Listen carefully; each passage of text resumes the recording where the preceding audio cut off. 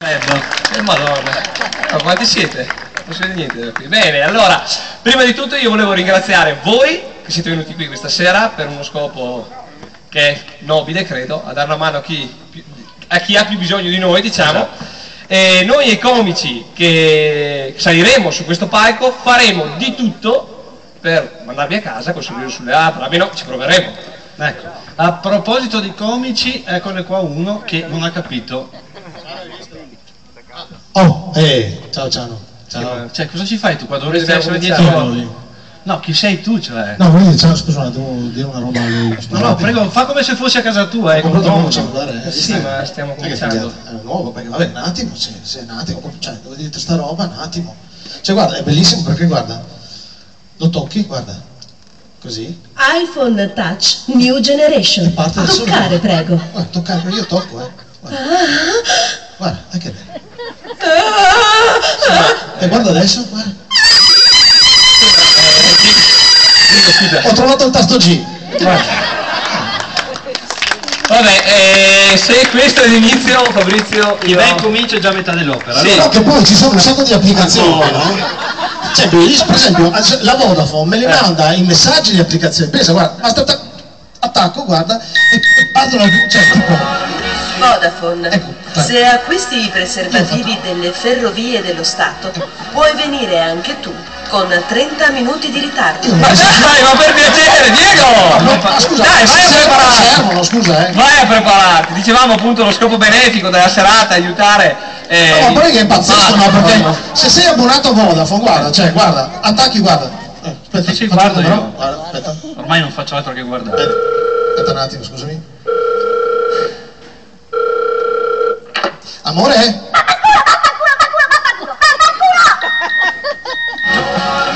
Vodafone, corruzione e... E vai altri 2 euro! Ma Diego! Basta! Non ho parole.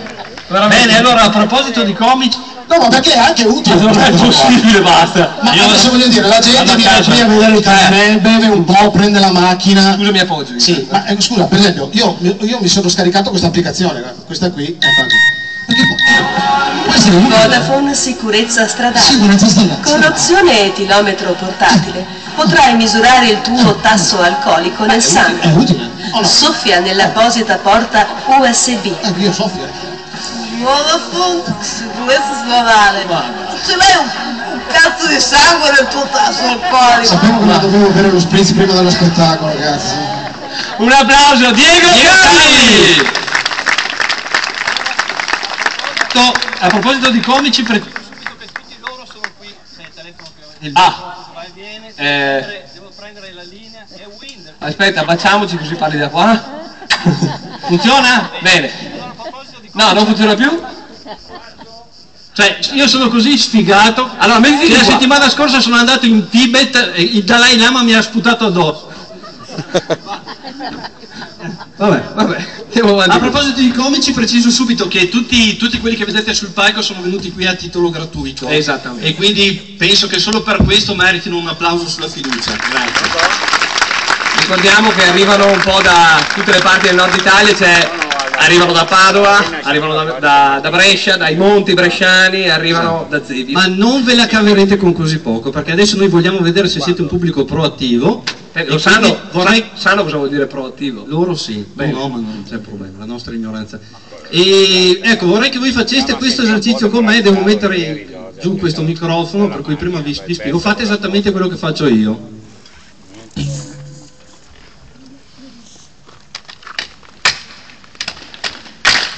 Ma che roba! Ma guarda, è vero! Dai, ritmo, coraggio, adesso funziona! Buddy, you're a boy, make a big noise, playing in the street, gonna be a big man someday. You got blood on your face, you big disgrace, kicking your can all over the place. Sing it! We will rock you. We will rock you. Permettete. E tu non ci credevi? Lui come comico l'abbiamo preso all'Ipercopa il 3x2, però ognuno ha il pubblico che si merita.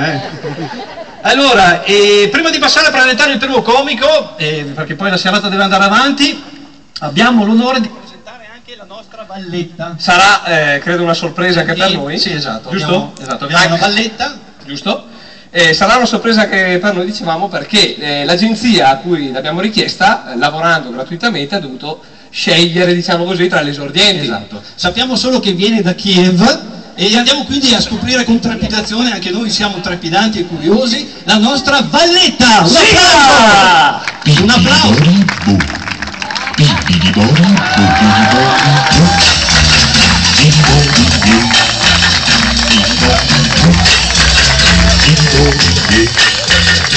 L'hai chiamata tu l'agenzia? Bene, abbiamo il piacere di avere a fianco noi. Sono Tobela da Budapest. Veramente ci avevano detto che era ucraina da Kiev, comunque viene dall'Ungheria, va bene, importante saperlo. Sono di Ungheria come salame. Capisco. E mi piace molto salame. Sì, immagino quello ungherese, no? Quello... Se devo dire tutto quanto, anche quello d'Italia. Ma direi che è veramente arrivato il momento di presentare il primo comico. Lui viene da Zevio, è l'idolo di tutti i papà, signore e signori, Mauro Cutrino! Quella, si sente, ciao! Buonasera! Mamma mia che bel pubblico! Quanti siete? Buonasera, io sono Mauro Cutrino, ho 38 anni e sono un papà. Ci tengo a identificare questo mio status, perché da 2 anni a questa parte ho scoperto l'emozione di un figlio, è una cosa fantastica, già dai primi mesi, no? Arrivi a casa, c'è questo pargoletto che ti guarda, non fa niente, tu lo prendi, lo scuoti un po', lui ti vomita addosso, ci credo, lo scuoti, e beh, sono bambini, dai, cioè, gli si lascia passare tutto. Quello che veramente mi preoccupa è mia moglie, che da quando è nato mio figlio è cambiata, è un'altra. Alle 8:30 scatta l'ora X. Shhh! Non si può fiatare, non si può fare niente, non ci si può muovere, il bambino sta dormendo. L'altra sera eravamo sul divano, verso le 10:30 ho sentito un brontolio allo stomaco e ho detto devo andare in bagno. Mi guarda e mi fa, ma dove vai? In bagno. Non puoi! Guarda, io non ce la faccio più, devo andare in bagno. No, perché poi tiri lo sciacquone e lo svegli. Ho un'idea, suono ai vicini e gli domando se puoi cagare a casa sua. Ma sei scema? È impazzita! Le pulizie di casa. Le pulizie di casa con il bambino che impegna quando le fa devono durare. Tu ti accorgi che ha pulito l'appartamento perché arrivi e non c'è più, c'è un lager. Tanto è vero che toglie il tappeto con la scritta Welcome e mette quello con la scritta Arbeit McFry. Apri la porta e c'è là che ti aspetta con la divisa da Gestapo. Dove vai? Togliti le scarpe! Ti togli le scarpe. Dove vai? Il calzino è un po' umido, togliti anche il calzino. Ti togli il calzino. Dove vai? Il piede è caldo, il pavimento è freddo. Ti porto le pattine. Ho detto, amore, guarda, lascia stare le pattine. Cammino sulle balle che mi sono già arrivate per terra. Beh, fatelo, perché io quando faccio questo pezzo ci sono le donne che mi guardano così e gli uomini che mi guardano così, è vero, impazziscono. Come le faccio le sbaglio, qualsiasi cosa faccio sbaglio, qualsiasi. È venuta a trovarmi mia sorella, 2 bambini un po' più grandi, io li ho seduti sulle ginocchia e gli ho raccontato la storia di E.T., questo extraterrestre che arrivava dallo spazio con le biciclettine, volavano, tornavano. I bambini erano esterrefatti. E lei da dietro, ma dai, ma che storia gli racconti ai bambini? Che dopo prendono spavento. Poi tu E.T., cazzo, hai emozionato intere generazioni. Ma è un extraterrestre? Raccontagli la storia di Cappuccetto Rosso. La storia di una bambina che deve attraversare un bosco infestato da lupi per andare a trovare la nonna che è già stata sbranata da un lupo, ha preso le sue sembianze. Quando arriva la bambina, sbrana anche lei, ma fortunatamente si trova a passare lì un cacciatore che apre un buco in fronte al lupo, con il coltello squarcia la pancia, esce la nonna e la bambina. I miei nipoti erano così. Cappuccetto Rosso è un film horror, cazzo, l'ho raccontato ai bambini. Come le fai le sbagli? Non riuscivo a dormire, l'ho messo sul passeggino e lo portavo in casa, cantandogli delle canzoncine. Lo Zecchino d'Oro dal 59 al 2012, niente, non funzionava, non riusciva a stare tranquillo. L'unico motivetto che riusciva a calmarlo Era disco samba, avete presente, no? Poi mio figlio si chiama Tommaso, io ci giocavo anche su uno. Figlio Tommasinho, è l'amore di papà, col passeggio. E lei da dietro, ma dai, ma che canzoni li canti al bambino? Che poi magari cresce e gli viene la fissa del Brasile, lo accompagni tu in Brasile, lo accompagni tu. Cambia canzone, no? Lo porto io. Lo accompagno io in Brasile. Grazie, fatelo. Io non so, vado avanti, mi fermo. Non vorrei sforare. Una cosa veloce, guarda. Un consiglio, ecco, quando un domani vi nascerà qualcuno di voi, forse un figlio, ecco, io vi voglio raccomandare attenzione quando mandate il messaggio, perché i figli già costano, tu appena nascono, 70 euro, perché quanti numeri hai sulla rubrica? 2000, via. È nato mio figlio, a tutti. E poi gli amici ti rispondono, io ho voluto conservare qualche risposta degli amici che ho sulla rubrica al messaggio che mi era nato un figlio. Auguri neogenitori, un figlio è il completamento per una donna, un po' vi invidio e non vedo l'ora di provare anch'io la stessa emozione. Ciao Franco. Poi c'è il tragico.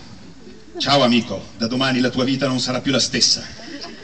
Se ti verrà da piangere, coraggio, puoi farcela con l'aiuto di Dio.